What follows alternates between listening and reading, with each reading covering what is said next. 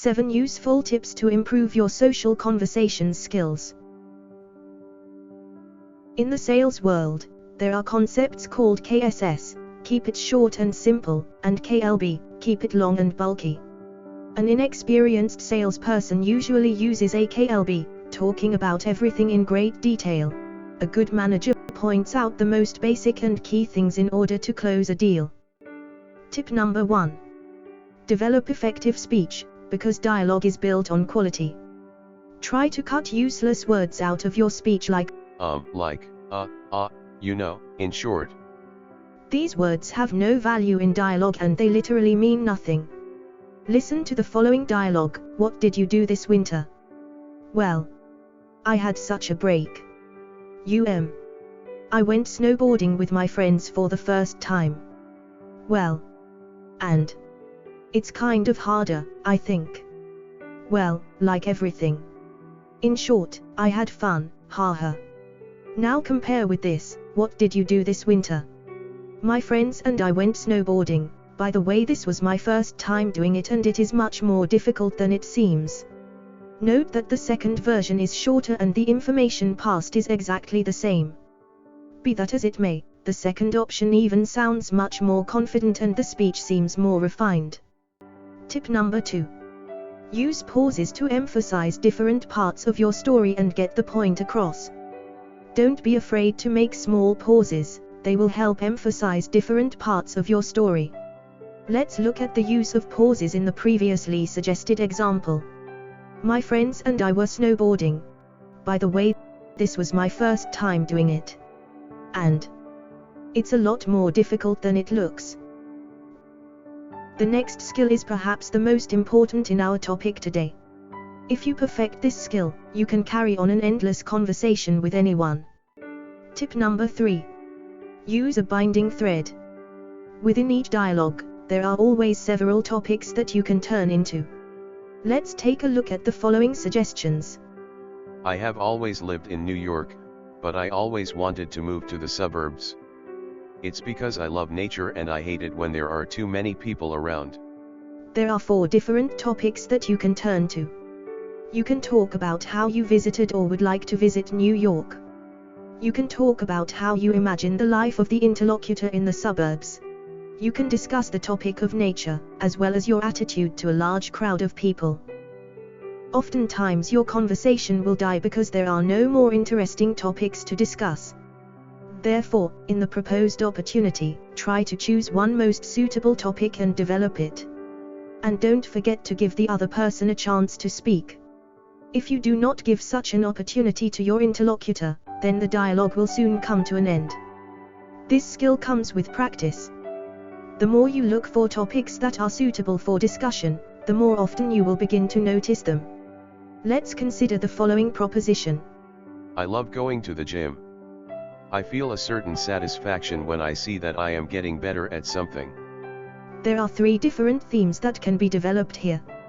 You can discuss some stories about the gym, other things he enjoys, or things you've gotten better at. Think about your last job interview. I believe that an interview is far from something that the average person gets pleasure from.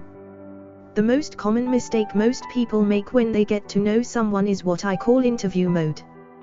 They bombard a person with new questions, and this leads to wild discomfort. Only by asking questions, you lead to a one-way dialogue. When you ask a question, you are not sharing any information about yourself. All you do is demand information from another person. This is where the discomfort comes from. That way you can't build relationships. Try to share information about yourself as much as possible. Tip number 4. Use affirmations instead of questions. When you make a statement, you are sharing information about yourself. Note that the next time you're hanging out with your close friends or buddies, you'll notice that most of the dialogue is assertive. Undoubtedly, questions will come up without them, nowhere, but still, for the most part, there will be statements. There are many different kinds of assertions, and I will cover the main ones. There is history or opinion. Basically, a statement that tells a little story or expresses your opinion about something. For example, the question, What are you afraid of? or a statement that can replace this question. I was very afraid of the dark.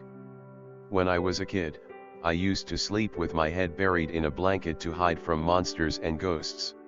Note that the first question doesn't say anything about you at all, and doesn't really cover topics that you could discuss other than answering your question.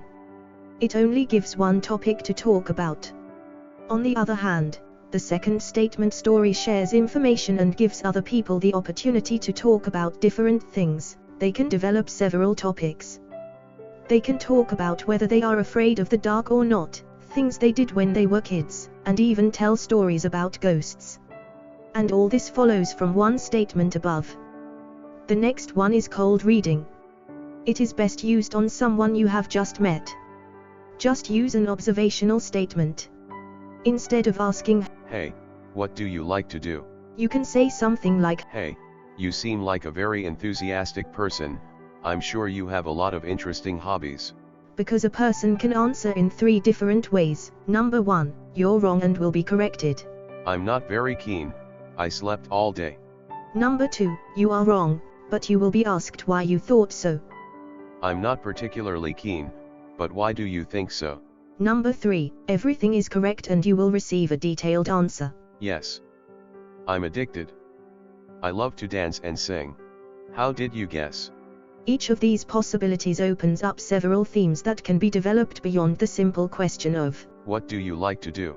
so you share information first, without asking anything from the interlocutor, letting him decide how to respond. And finally, random statement. A completely random statement that comes to your mind. It could be about things that happen around, observation, stories, any random things you can talk about. Here are examples of, I'm tired of my friends. All they do is talk about sports all day. Look at that dude. He's having so much fun. I wish I could be as unencumbered. I'm thinking of taking a year of academic leave. Each of these statements shares information about you. They also provide several topics for discussion.